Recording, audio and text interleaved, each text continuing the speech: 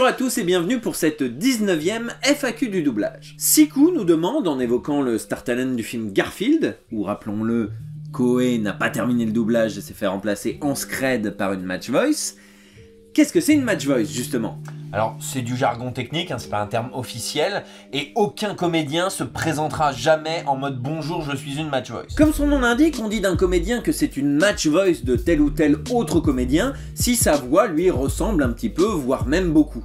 Par exemple, si un comédien a la voix très identifiable et très reconnaissable et indisponible, eh bien on va essayer de caster une match voice pour faire en sorte que le public ne soit pas trop perdu. En gros, c'est une doublure du doublage. Par exemple, quand ils étaient encore gamins, Donald Renew et Alexis Thomasian étaient leurs match voice respectives, et il n'était pas rare que l'un remplace l'autre temporairement et vice versa. Il arrive aussi qu'une match voice, comme Nathalie Bien-Aimée qui a remplacé ponctuellement Joel Guigui sur le personnage de Bart Simpson, ne devienne par la force des choses la nouvelle voix officielle du personnage. On peut aussi parler des match voice chantés, c'est-à-dire les chanteurs professionnels au timbre proche du comédien de doublage qui interprète le personnage, et qui va chanter à sa place si celui-ci est peu inspiré, quelle que soit la raison. Mais il faut bien l'avouer, les match voice c'est souvent une occasion pour un client de se débarrasser d'un comédien, soit parce qu'il demande trop cher, soit parce qu'il s'entend pas bien avec, etc. On peut citer deux exemples bien connus du monde du jeu vidéo, Uncharted 3 et South Park, l'Annale du Destin. Pour Uncharted 3, Sony et le studio de la marque Rose ont dans un premier temps cherché à remplacer José Lucioni et Bruno Choel, qui doublent respectivement Sully et Nathan Drake, parce qu'ils avaient demandé une revalorisation de salaire, sachant qu'ils avaient été payés au tarif syndical pour les deux premiers opus. La marque Rose est donc partie à la recherche d'une match voice pour ces deux comédiens. Mais face à la grogne des spectateurs, combinée à une certaine solidarité du métier, plusieurs possibles remplaçants ont refusé le rôle, Sony a finalement accepté les conditions des deux comédiens, qui ont donc repris leur personnage. Ce qui n'est pas le cas de South Park, l'Annale du Destin. Sauf que là, aucune pétition n'y a changé quoi que ce soit. Le studio a donc engagé un autre comédien, qui a une voix proche de celle de Christophe Lemoine, la voix française de Cartman, mais en plus, ils lui ont demandé d'imiter Cartman. Et pas le Cartman de la VO, le Cartman de Christophe Lemoine. Qu'est-il advenu de cette ville? Avant, on y respectait les lois. La justice, c'est terminé. La criminalité est galopante, les chats disparaissent et les habitants de South Park se font persécuter. Là, on assiste clairement à une volonté d'avoir une match voice pour que le public ne soit pas trop perdu. Même si là, franchement, on va pas se mentir, ça saute aux oreilles. Bonjour Trésor. Ta gueule, maman, il n'y a pas de temps à perdre. Guillaume Tixier, coucou à lui, nous demande pourquoi les sous-titres attirent instinctivement nos yeux et est-ce qu'au fond la VOST ne nous détourne pas tout autant du film? C'est une très bonne question Guillaume, mais je t'avoue que là on sort un petit peu de mon domaine de compétences. On s'éloigne du monde du doublage et on se rapproche un peu plus du monde de la science et de la biologie. C'est pour ça que j'ai posé la question à quelqu'un de plus calé que moi sur le sujet, Bruce de la chaîne Y Penser. Bruce, à ton avis, pourquoi les sous-titres attirent instinctivement notre regard? Eh ben, il y a un paquet de choses qui rentrent en ligne de compte là. Mais globalement, on peut résumer la chose à 3 points principaux. D'une, on a évolué depuis des millions d'années grâce à des automatismes qui ont permis notre survie. Deuxièmement, notre cerveau est extrêmement sensible à ce que je vais appeler, faute de mieux, des incohérences spontanées. Et de 3, notre cerveau, toujours le même, perçoit la réalité comme un ensemble cohérent, c'est-à-dire comme un ensemble homogène et continu. Ah, et juste un truc bien sûr avant de rentrer dans le vif du sujet, évidemment, à chaque fois que vous m'entendrez dire « notre cerveau fait ci » ou « notre cerveau veut ça », c'est une expression. Notre cerveau, il veut rien du tout, il n'a pas de volonté propre, il n'a pas conscience de lui-même. C'est juste un organe mou et dégueu qui est logé dans notre tête. Mais du coup, quel est le rapport? Le rapport avec notre évolution, c'est hyper simple. C'est que pour survivre, il a fallu qu'on apprenne par le passé à éviter les prédateurs et les différents pièges auxquels on pouvait être confronté. Et ça a eu pour conséquence le fait que quand quelque chose bouge dans notre champ de vision, qu'on le veuille ou non, ça attire notre attention. J'en avais d'ailleurs déjà parlé dans ma vidéo sur le cerveau avec l'exemple du chat de Cheshire. Je ne sais pas si vous vous rappelez avec la main, le miroir, le... Non, limite on s'en fout là pour l'instant. J'en ai déjà parlé. Et il se trouve que quasi systématiquement, les sous-titres dans les vidéos qu'on regarde sont extra-diégétiques. Ils n'appartiennent pas au contenu qu'on est en train de regarder. Ce qui en fait des choses mobiles dans notre champ de vision. C'est du texte qui apparaît, qui change et qui disparaît régulièrement. Et si en plus les sous-titres sont dans une langue qu'on maîtrise, alors là c'est encore plus pépère pour le cerveau parce que là il reconnaît carrément les mots, les formes des mots, les phrases, etc. Donc oui, inévitablement, on lit quoi. Oui. Alors inévitablement je suis moyen d'accord avec ça parce que techniquement on peut ne pas lire les sous-titres. Faut juste qu'on se force à ne pas lire les sous-titres. Hein. Je veux dire, il faut produire un effort pour ne pas lire les sous-titres dans ce cas-là. Ce qui nous amène naturellement au deuxième point évoqué, les incohérences spontanées. Alors je sais pas si vous vous rappelez, mais à l'époque de la Nintendo DS, il y avait toute une série de jeux qui s'appelait Entraînement cérébral avec le docteur Kawashima, avec plein de mini-jeux pour en quelque sorte muscler notre cerveau. Et parmi ces jeux, il y en a un qui montre particulièrement bien ce dont je veux parler. Hein. Il y avait un de ces jeux où en fait il y avait du texte qui s'affichait et il fallait dire de quelle couleur était le texte. Hein. Si le texte était écrit en jaune, en rouge, en vert. La subtilité étant que le texte qui s'affichait en question était le nom désignant une couleur. Hein. On pouvait avoir marqué par exemple jaune écrit en rouge ou bleu écrit en noir. Mais oui, je l'ai déjà vu ce test. Il y a Laurent Baffy qui le fait passer à son public dans un de ses spectacles. Là, par exemple, il faut dire... Exactement, il faut dire bleu. Allez, on y va. Plus fort.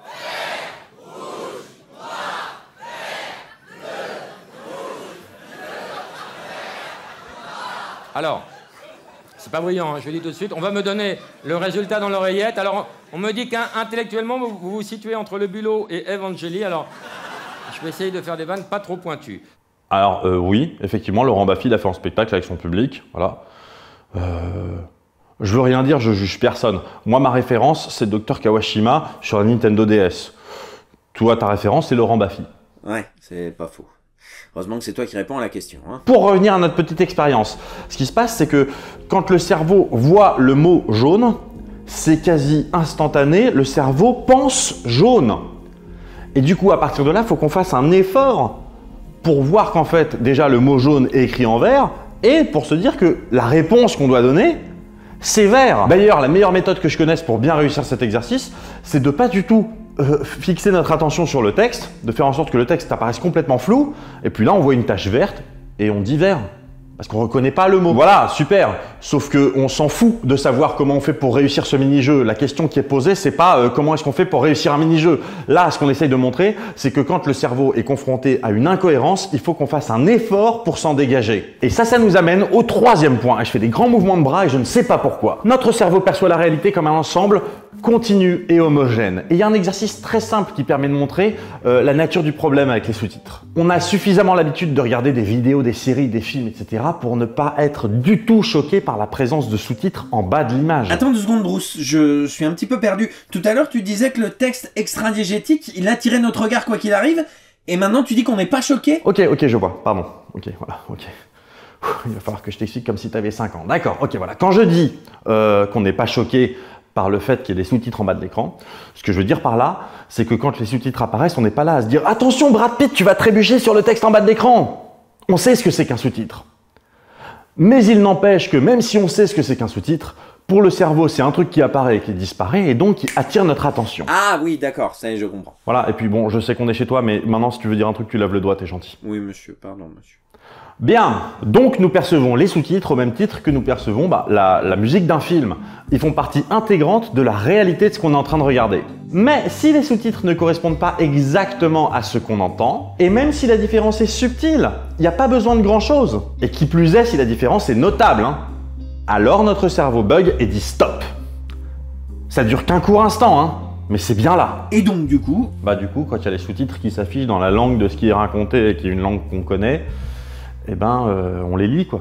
Alors on les lit pas pour que ça nous donne du sens sur ce qu'on regarde, comme ce serait le cas avec une vidéo qui serait dans une autre langue. Non, on les lit parce qu'on les lit, on les lit parce qu'ils sont là, voilà, ils doivent s'intégrer parfaitement à la réalité de ce qu'on regarde parce que c'est comme ça que notre cerveau fonctionne.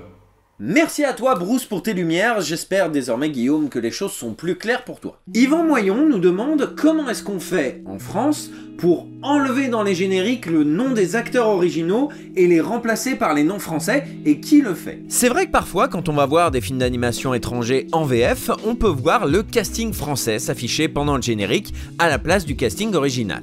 Mais vois-tu Yvan, tu prends le problème à l'envers. Si je comprends bien ta question, tu te demandes comment on fait quand on récupère un film, disons américain, d'un studio américain avec des noms américains au générique, comment on fait pour les effacer et mettre à la place le nom des comédiens français.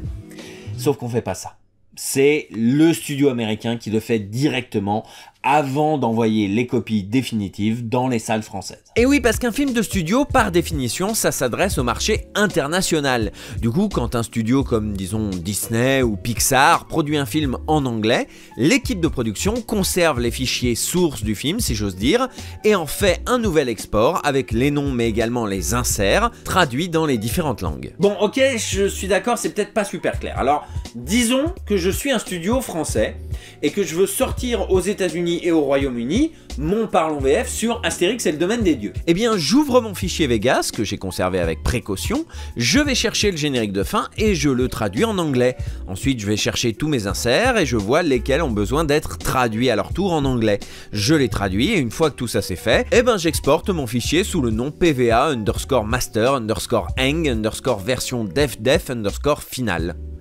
.mp4. Et du coup, dans le processus, le distributeur anglais, bah il a rien eu à faire. Voilà, j'espère avoir été un peu plus clair, et du coup tu peux appliquer ça au Star Wars, au Pixar, mais aussi à des séries comme Sherlock, pour laquelle la BBC et France TV ont fait des gros efforts de localisation. Après, on va pas se mentir, il y a des studios qui ont la giga flemme de faire tout ça, et qui se contentent d'effacer les noms VO sans rien mettre à la place. En mode, démerdez-vous, ça ne nous intéresse pas. Et c'est pour ça que parfois au cinéma, vous voyez des longues séquences animées sans texte pendant le générique. Faut s'imaginer qu'à la base il y avait le casting, mais qu'ils l'ont gommé pour tous les pays où le film était doublé. Ce qui explique de fait ces longues pauses cheloues du générique de Shrek qu'on n'a jamais vraiment compris quand on était gamin. Merci à vous d'avoir regardé cette nouvelle FAQ du doublage. Merci à Bruce de la chaîne Y Penser pour ses lumières. Vous pouvez vous abonner à sa chaîne si ce n'est déjà fait. N'hésitez pas à partager la vidéo si elle vous a plu et surtout à poser vos propres questions sur Twitter avec le hashtag FAQ du doublage. Vous pouvez aussi soutenir sur Tipeee, soutenir sur Utip, tout ce genre de choses. Quant à moi, je vous donne rendez-vous la prochaine fois. Salut! Et pensez bien à partager la vidéo, bande d'ingrats!